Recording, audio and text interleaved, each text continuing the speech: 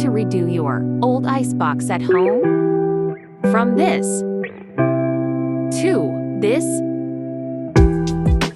Before moving further, kindly subscribe our channel and hit the bell icon.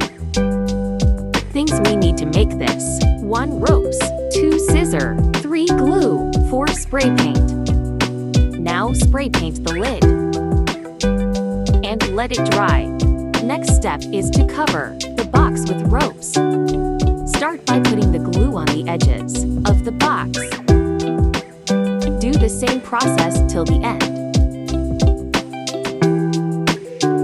Here we used a different colored rope to enhance the look.